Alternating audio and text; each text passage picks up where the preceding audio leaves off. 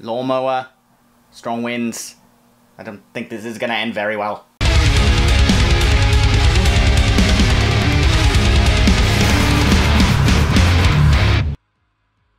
So welcome and hello, my name is KB, and you may notice that sometimes on this very channel that I will do some sort of music review or music top 10, whatever you may call it, and annually I'll do like a top 10 albums of 2019, 2018, etc. So I want to go back to a little bit of what I listen to on a daily basis, what I check out on a new Spotify playlists, etc. And give you something that I've been anticipating for a while, and that is Trivium's newest album, What the Dead Men Say. It's gained a lot of notoriety and anticipation since The Sin in the Sentence was released, and that was, for many people, an explanation of Trivium returning to form. The question people asking, can they rival Shogun or Ascendancy? Whichever is the favourite album of theirs by Trivium, whatever, you name it. Trivium was one of the first heavy bands I got into, along with like Slipknot, Bullet for My Valentine, that kind of stuff, when I was in my years of 12. Why can't I ever just say when I was 12 years old?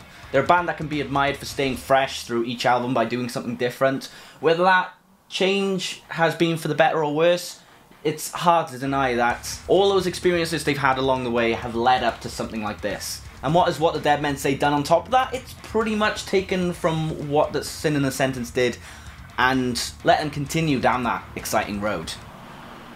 Bloody hell, this window really needs fixing. And I'm someone that really likes Sin in the Sentence, and possibly my favourite album to date. And then they came out with this album and I instantly changed my mind.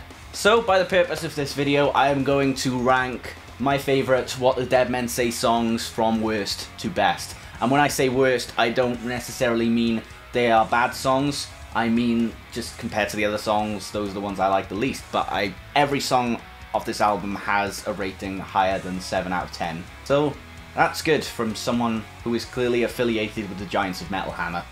Dig! 9.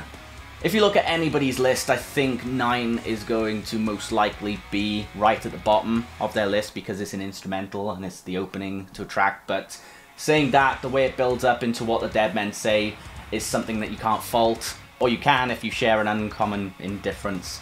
It kind of reminds... Stop! It's What the Dead Men Say, not What Would the Wind Gods Say. It reminds me of the end of everything off of Ascendancy, except it has that heavy Alex Bent implemented drum beat that powers the song. So it's pretty much What the Dead Men Say's riff but slowed down. Whereas if you could put 9 and What the Dead Men Say together as one song, you would have even more of a masterpiece right there. No! Bleed Into Me. This is going to be one of the more radio-friendly tracks off this album, and I think when it came to The Sin in the Sentence, there was probably one song that I felt meh about, which was radio-friendly, and that was Endless Night. I'm not going to only compliment Alex on this record, because the way they've mastered the bass in these songs is exquisite. Paolo is such a talented bassist, guitarist, writer. On the album's placement, it serves as more of that, not necessarily filler song, but more of a wind down from the first 3 songs that were very hectic, and then you get this, and then you let it become hectic again, you know, that little break in between. Do I think it could have been more progressive? Maybe, but I think the song is good for what it is. Oi! Bending the Arc to Fear. For all the drop C-sharp songs on this album, I would probably say that Bending the Arc to Fear is the weakest. But knowing that, I put this, as well as the songs ranked above it, on repeat all the time. Bending the Arc to Fear is still something that is very memorable, has some of the wackiest riffs that you'd hear right at the start, as well as a very interesting bridge. And as soon as you hear the song hit, that you know something is going to happen, you know the pit is going to open up. And knowing that's one of Corey's main ideas on the album, it's good to hear him in the background vocals in the song as well, so I thought that was a nice touch. Following the hearing of the remake of Pillars of Serpents. I think the only part of the song which I feel like just okay about is the verses themselves. I think the rest of the song is brutal, and that's what I really like about it. Safe! Scattering the Ashes. This is one of my favourite radio-friendly take-a-drink songs of Trivium to date, and this one is heavily reminiscent of Dying in Your Arms off Ascendancy. It's got that rhythm at the start with that sort of leads that you would hear a similarity of in that previous song. Which is why I didn't really think it was appropriate to call Endless Nights the Dying in Your Arms Part 2 or anything like that. I think this song is more of that. It's emotional, the song has a great message behind it, great inspiration behind it, and that moment when Paolo's vocals come in, even though it's not as technical as the other songs in the album, for that to be included in it is a nice surprise and something that really powers up the song even more. Quick! The Ones We Leave Behind. The song hardly ever takes its foot off the pedal, and this is one of the most impressive Alex Bent moments that I've heard on the album. It's a really nice closing song where, you know, you just hear that fade out and you're like, oh god, is it over now? That bit after the second chorus I really love, the overall solo, and when it goes into a drop C key. There's so many parts of this song to really get into your head the more times you listen to it. I really need to remember to give the camera a nice stare so it doesn't look awkward when I just look away. Yeah, I like it. What the Dead Men Say. I feel like when I first listened to this song, this probably would have been my favourite song on the entire album when the album comes out, and it goes to show how many surprises the album itself has, as I mentioned previously. I've gone back and forth trying to digest every song of the album, make sure that I'm so familiar with the songs themselves so that they don't just stand out as songs I listened to loads of times before, but then they blend in with the rest of the album, because that's the only tricky thing I can see with singles. This song is based off the Shroud theme that Matt wrote, and it's really interesting to hear that riff interpreted into a Trivium song of its own. This isn't the first time they've done this, like The Wretchedness Inside, for example, but everything from the intro to that atmospheric verse, to the pre-chorus, to that catchy chorus, to the black metal inspired bridge.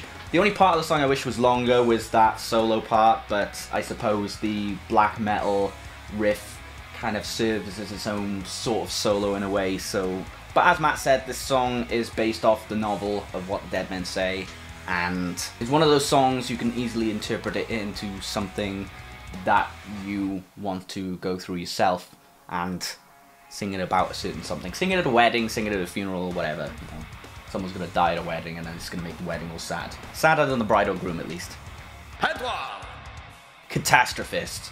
Originally, I ranked What the Dead Men Say over Catastrophist, but after listening to the whole album and hearing Catastrophist after What the Dead Men Say, I feel like Catastrophist is a more progressive kind of song that starts off very strong with that hard-hitting intro and then, you know, kind of slowly builds up into the bridge and everything after that. So the structure of the song is one of the best things Trivium has ever done, and this is the song I've probably had mostly on repeat before the album came out, and it's that song that no matter what happens, you can't predict what is going to happen next in the song unless you've listened to it previously.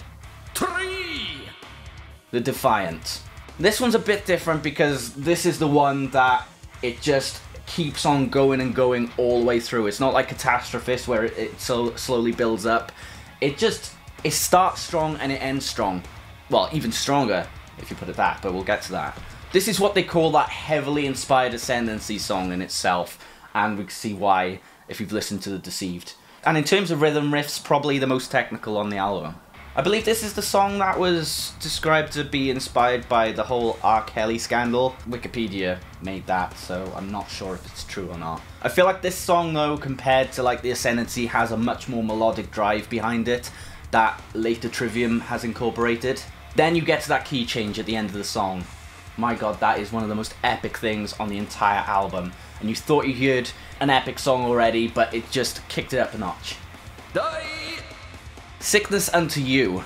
I feel like this is generally people's favourite song off the album. From the lists that I've seen, people heavily praise this one, and it's really easy to see why. It has a slow, eerie intro, and then some wacky kind of verse. I don't know if wacky is the right word, but I think the incredible strength of this song is when you get past the second chorus, and then it just goes all haywire. You've got a bridge like in Sever the Hand, you've got a drum beat that would mimic something from Whiplash, and considering it's one of the longest songs on the album, you know it's just gonna have twists and turns in every corner. Amongst the Shadows and Stones. I don't think this was originally going to be my favourite off the album, but listening to it and comparing it to other songs in order to make this list, I just couldn't see how I could rank this under anything else in my ears. Just when you compare everything, that intro, the verse, everything There's nothing or hardly anything I don't like in this song. And from something that is supposed to mimic warfare and the horrific realities behind it, this song does it in such a brutal kind of way. The lyrics, how they stare out at you and stomp you down. Probably my favourite lyrics off the album. So those are my What the Dead Men Say songs ranked from worst to best, or least favourite to favourite, but I feel like worst to best has a better catchy title, if it can be catchy in itself. Thank you for watching, and be sure to check out other stuff on this channel. It's not just music sort of stuff, also my Facebook, my Twitter, my Twitch, and everything else that accompanies the description. Thank you again, lights out.